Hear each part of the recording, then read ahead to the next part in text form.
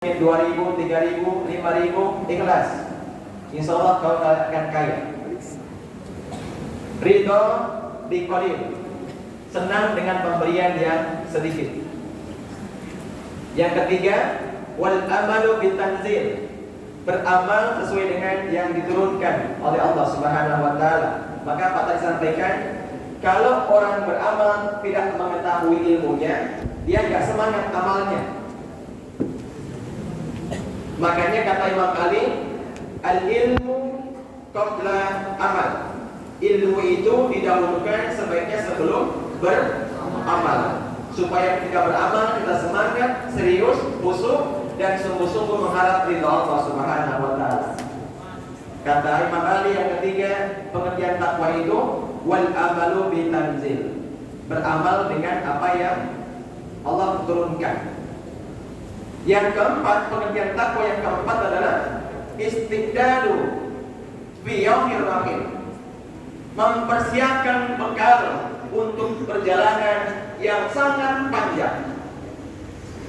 Dunia itu singkat, paling lama 70 tahun hidup di dunia. Satu hari di akhirat sama dengan 1000 tahun di dunia. Sehari di akhirat 1000 tahun di dunia. Emangnya pernah ada yang hidup 1000 tahun? Ya. Nah, ada 3 pengertian takwa tadi. Yang 4. Yang pertama, takut kepada Allah yang mulia. Yang kedua, ikhlas dengan pemberian yang sedikit. Yang ketiga, beramal dengan yang Allah turunkan. Yang kedua, dalam bertakwa pun ada bekalnya. Mari buat. Saya sambil ngomong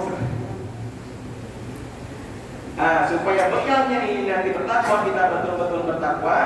Maka kata Ummu Salamah, setiap paginya Rasulullah itu berdoa kepada Allah, Allahumma inna nas'aluka ilman nafi'ah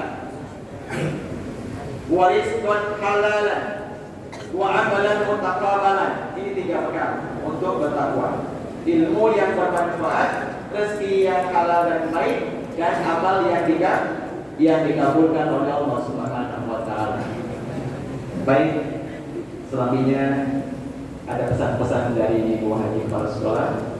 Semoga Allah senantiasa memberikan kesehatan kepada kita semuanya untuk keluarga besar SMP yang sudah kita lakukan. Assalamualaikum warahmatullahi wabarakatuh.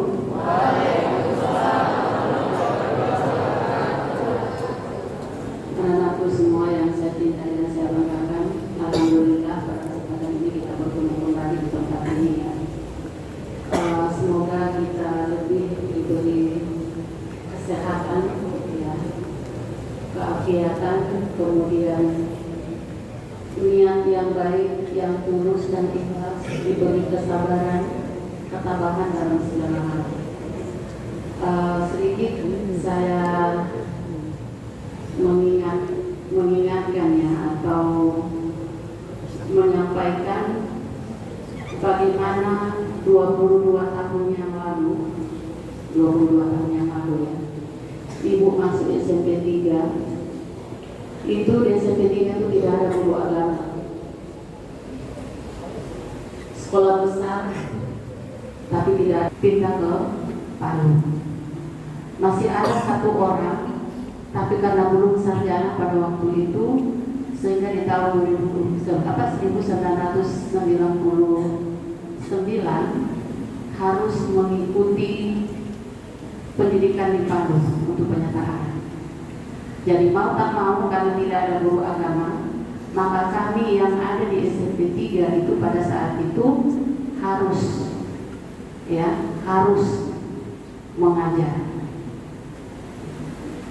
Ya, tentunya dalam hal ini karena hal baru, bukan juga urusan kami, tapi sebagai umat Islam tentunya harus paham. Ya, sehingga pada saat itu kami mengajar itu selama berapa tahun, sampai sekolah ini menjadi LSBI, mungkin pernah dengar, itu kami mengajar agama. Sampai pada akhirnya ditempatkan beberapa guru agama di SMP 3 hingga saat ini, walaupun kemarin ada yang sudah mendahului kita. Jadi kalau tadi Pak Ustadz mengatakan bahwa kita itu hidup di dunia ini singkat, paling lama 7 tahun, kalau Allah mentakdirkan kita untuk hidup selama 70 tahun.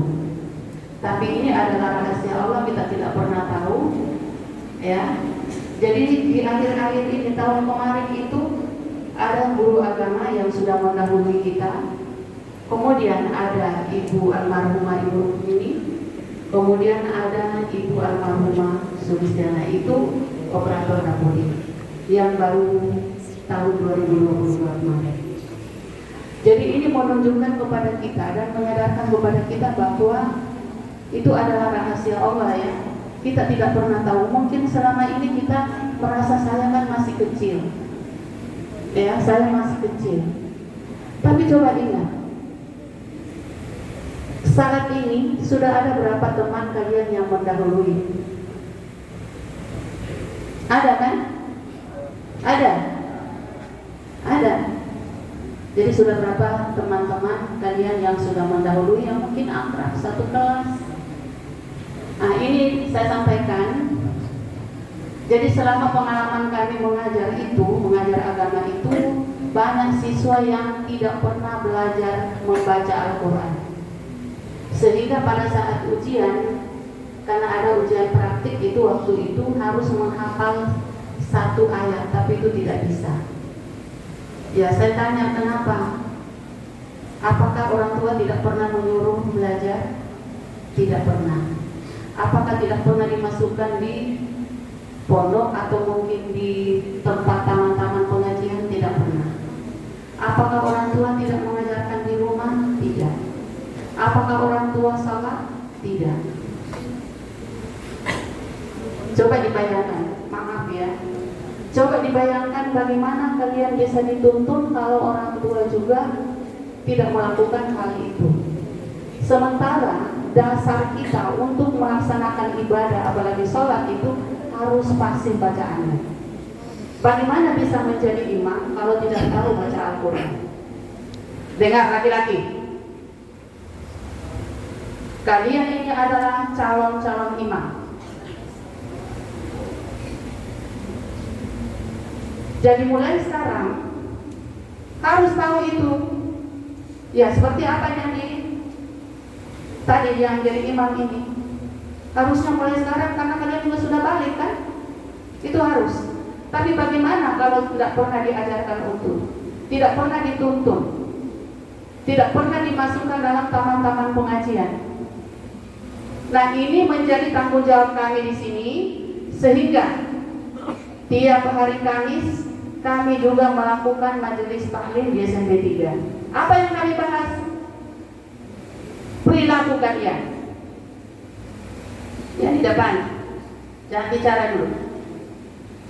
Yang dibahas adalah bagaimana kalian bisa mengikuti ajaran-ajaran yang sesuai dengan keyakinan dan kepercayaan kita masing-masing. Karena di sini di SMP 3 itu bukan hanya Islam, ada juga agama lain. Di sana dengan khusyuknya, ibu lewat itu tidak ada pun. Pokoknya di dalam itu khusyuk di dalam. Tapi kita yang Islam sudah di dalam masjid masih juga bercerita.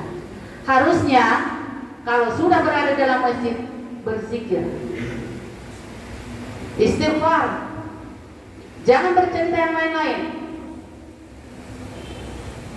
Itu menunjukkan keimanan kita. Kita ini beriman apa tidak? Kita ini tahu ajaran kita atau tidak? Kalau di tempat ibadah saja kalian sudah seperti ini, bagaimana dengan di tempat-tempat lain? Jadi itu sebenarnya menunjukkan ciri khas kita. Kalau kita berada di tempat, di rumah ibadah kita, harusnya lebih baik. Bukan berarti bahwa di luar sana tidak, tapi paling tidak karena kita berada di sini, maka kita harus bersikap yang baik. Nah, kembali kepada tuntunan tadi, kita ini tidak seberuntung dengan yang lain yang sampai saat ini masih ada orang tuanya, masih ada ayah ibunya, masih membersamainya, masih menuntunnya tiap hari. Bagaimana dengan yang sudah tidak ada? Yang ada saja belum tentu dituntun, apalagi yang tidak ada. Maka itulah yang membuat kami di sekolah itu merasa punya tanggung jawab. Karena kalian ini dititipkan di SMP 3, maka kami juga punya tanggung jawab. Itu adalah sebuah amanah. Itu adalah amanah. Maksud dan tujuan orang tua menitipkan kalian di sekolah itu adalah tentunya dalam hal itu. Ditahu bahwa setiap pulang sekolah harus sholat berjamaah dulu, beribadah dulu. Tapi ternyata kenyataannya yang saya pantau, yang saya lihat itu tidak semuanya seperti itu. Kemarin saya di musola hanya berapa orang. Saya duduk-duduk di luar, cuma berapa orang yang masuk. Belum lagi yang laki-laki. Laki-laki seharusnya tidak ada yang berada di lokasi SMP 3 kalau sudah jam sholat. Harusnya sudah ada di sini. Logikanya kan begitu. Karena sudah ditetapkan bahwa laki-laki harus sholat berjamaah di masjid, perempuan di musola. Tapi untuk hari ini saya sampaikan, yang perempuan tidak ada lagi yang sholat berjamaah di musola untuk hari-hari mulai hari Senin. Karena itu tidak efektif. Jadi semua ke masjid. Semua ke masjid, baik laki-laki maupun perempuan, kita sama-sama di masjid. Karena ini main akal-akal juga. Guru-guru juga demikian.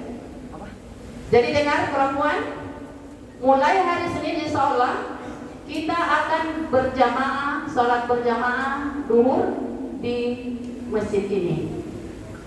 Jadi setiap selesai belajar langsung ke sini. Ya, boleh ambil wudhu di sekolah dulu. Dan ingat, ini saya lihat juga sembarangan. Habis ambil air wudhu, tidak pakai alas kaki, lari ke sana kemari. Siapa yang tahu kalau di sana itu ada tai kucing, ada anjing, ada kencing anjing dan lain sebagainya, kamu injak. Kemudian dengan kamu seperti itu, kamu mengotori rumah ibadah ini, masjid ini. Jadi tolong semuanya bawa sendal jepit masing-masing, bawa tas cerewet, isi di situ, tulis nama. Ibu tidak mau mendengar lagi seperti kemarin, ada yang kehilangan sepatu. Itu bukan diambil sebenarnya, itu sengaja, karena ini tangan-tangan jahil ini sengaja menyembunyikan, betapa menyeresahkan orang lain. Ya, jadi yang melakukan niat-niat yang tidak baik, mudah-mudahan Allah menegur kalian ya. Mudah-mudahan Allah menyadarkan bahwa apa yang lakukan itu tidak baik, meresahkan orang lain. Bisa dipahami ini? Jadi mana pengurus OSIS bidang kerohanian, angkat tangan. Ini. Ayo Bu. Kamu sendiri? Tidak ada perempuan? Tidak ada. Kau punya tanggung jawab. Mana pengurus kerohanian yang masing-masing kelas? Angkat tangan cepat. Harus ada 26 orang. 1, 2, 3, 4, 5, 6, 7, 8, 9, 10. Harus 26 ya. Harus 26 karena sekarang sudah 26 kelas. Kamu punya tanggung jawab untuk mendata teman-temanmu. Jadi yang per kelas itu data siapa yang ke masjid dengan yang tidak. Kenali. Laporkan sama ibu. Ya. Laporkan sama ibu. Saya tunggu setiap hari siapa yang tidak melaksanakan salat. Jadi yang perempuan jangan beralasan haid padahal tidak. Ya. Kalau kamu mengaku haid atau menstruasi padahal tidak, maka kamu akan haid seterusnya nanti. Ya, jadi jangan berakal. Ya. Jadi didata baik yang haid maupun yang tidak didata, dan semua yang haid pun tetap datang di masjid. Apa yang kalian lakukan? Bantu arahkan teman-teman. Laporkan kalau ada yang aneh-aneh. Amati, pantau mereka. Ya, jadi ini yang tidak masuk dalam masjid, pantau mereka. Tujuannya untuk sholat tapi malah ke kios, itu didata, foto. Siap? Jadi masing-masing bertanggung jawab. Ketua kelas, wakil ketua kelas bertanggung jawab. Kalau tidak kami yang duluan yang saya tuntut. Kami yang saya hukum kalau terjadi hal-hal yang tidak baik di kelasnya. Apa gunanya kamu terpilih sebagai ketua, wakil dan serta dan lainnya kalau kamu tidak bertanggung jawab. Jadi kau belajar untuk jadi pemimpin saat ini. Kau dipilih itu berarti teman-temanmu punya harapan. Jadi kau sekarang menjadi pemimpin di kelas. Ya, siapapun yang terpampang namanya di struktur organisasi itu adalah pemimpin di kelasnya. Jadi tolong kerjasamanya ya. Kemudian pengurus OSIS jangan berdiam diri, tunjukkan bahwa kamu adalah patut dan dibanggakan menjadi pengurus OSIS tahun ini. Jangan lebih kurang proaktif ya. Ya, jadi hal ini Ibu sampaikan perubahan ke depan. Mudah-mudahan secepatnya ya, siapapun yang sudah selesai belajar, tapi bukan berarti bahwa gurunya harus keluar cepat, tetap juga harus mengikuti aturan. Jadi kita akan sama-sama di sini. Yang lain yang mungkin tidak sholat ya bisa memantau di luar. Tapi anehnya kalau ada laki-laki tidak sholat, karena setahu saya tidak ada laki-laki yang menstruasi. Ada enggak? Siapa tahu ada sejarah baru? Ya. Jadi saya kira itu dulu yang bisa Ibu sampaikan. Saya ingatkan kembali, jadi ini juga kalau habis sholat, nah tolong diperhatikan. Jangan selesai sholat, assalamualaikum, assalamualaikum, langsung kamu kacau. Berzikir dulu, ikuti imam. Kita ini didoakan. Nah kalau misalnya imam berdoa kemudian kamu aminkan kan lebih bagus. Ya, kita sama-sama selamat. Nah ini yang lain saya lihat apalagi perempuan. Habis assalamualaikum, langsung buka cipu, kacau. Berdiam diri dulu, berzikir, selesai baru buka cipu dan lain sebagainya. Jadi tidak ada yang bercerita sebelum imamnya melanjutkan aktivitas lain. Ya lebih kurangnya saya mohon maaf. Wabillahi taufiq wal hidayah. Assalamualaikum warahmatullahi wabarakatuh.